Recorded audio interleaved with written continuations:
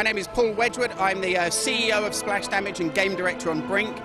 Brink's a brand new title from Bethesda Softworks, designed and developed by my studio Splash Damage over in London, England, and scheduled for release on the Xbox 360, PlayStation 3 and PC in spring 2011.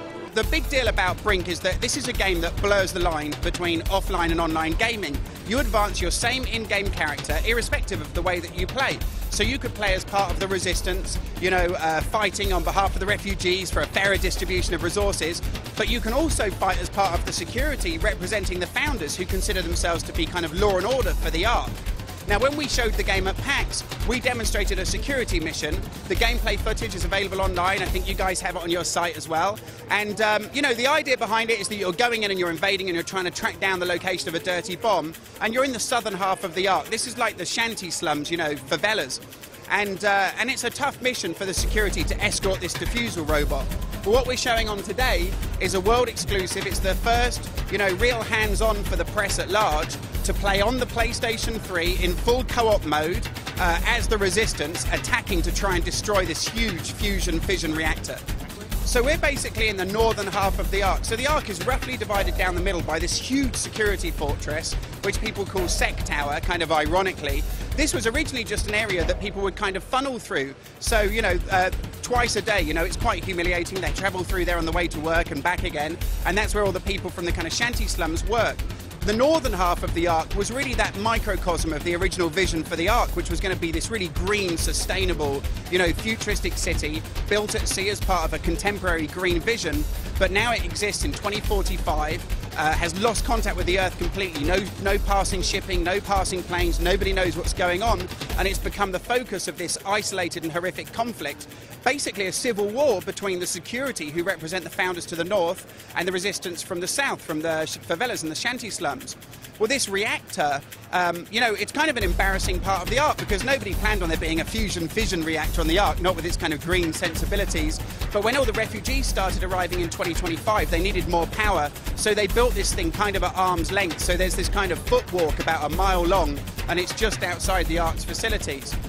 In the game here, what you're doing is you're going in and you're playing Reactor. It's actually a bonus mission, so when you've played through the entire game as the Resistance and you've witnessed that entire arcing story, their side of the combat with their own cinematics and a bunch of unique content and experiences, when you get to the end, you unlock this bonus mission, and it tells a kind of what-if story.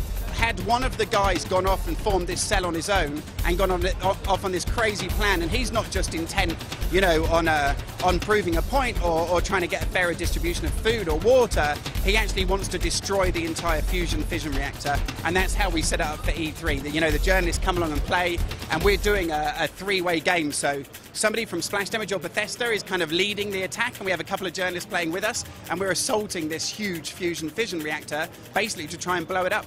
We hired Richard Ham as creative director. He's the guy that did, Fable 2. He was co-creator of Siphon Filter.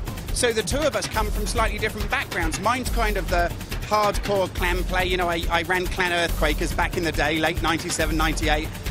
Played a lot of tournaments and in Quake 1 and Team Fortress, and had a great time doing that. Richard Ham has kind of come from the background of hating multiplayer because, it was you kind of go onto a multiplayer server and people are abusive and they shout at you and stuff like that. Well, what Brink does is it really blurs those 2 points, because you can come into the game completely new, not just to multiplayer gaming, but to shooters, and you can have a traditional single-player experience. So even if you have no internet connection, you'll have a great time playing through the game, just running and gunning and leveling up your character and building out your kind of badass outfit and looking really cool. But you know what, if a friend of yours goes out and buys the game and he comes online, you can just jump into his game alongside him and start playing cooperatively. You don't have to get together and host a session or any of that stuff. It's all just drop in and out, full support for up to 7 friends to join you at any time, and they can come into each other's games with their cool outfits, their weapon upgrades, their unlocks and stuff like that as well. It's exactly the game that we wanted it to be. I mean, what we're showing today, for example, is our new character customization system. You can actually manipulate the character in 3D, zoom in. You can do things like change facial scars, facial hair, put face paint on, wear a mask, hat, hairstyles, get into all of your outfits and make changes to them. But you can do the same thing to your weapons too. So you can actually bring a weapon up on screen, zoom in on the top rail and swap out like iron sights or scopes, go to the front of the weapon, add a silencer or a muzzle brake, drop to the bottom, put front grips on to reduce recoil. You can upgrade and modify things like your magazines and stuff as well. And then we're also showcasing the new ability system, which we've never shown before. Now, the idea behind the ability system is that, if you want to treat it, as I said, like a linear shooter, you can just run and gun, you're going to earn experience points, you're going to upgrade your character, it's going to go really well.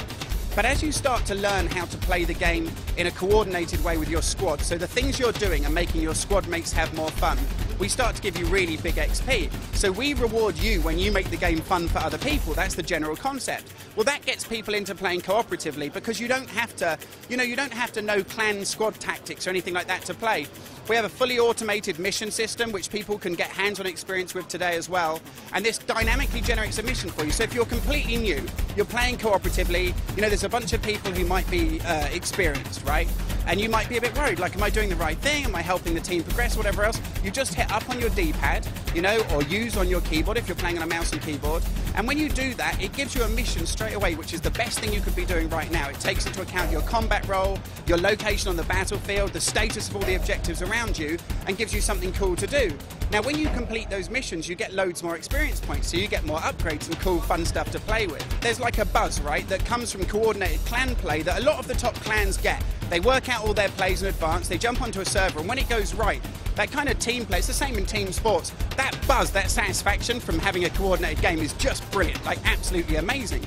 So what we wanted to do is try and get a whole bunch of strangers to be able to jump onto a server and coordinate and play together and have that same experience. And that's what I think we've proved we've achieved, at the demo here today.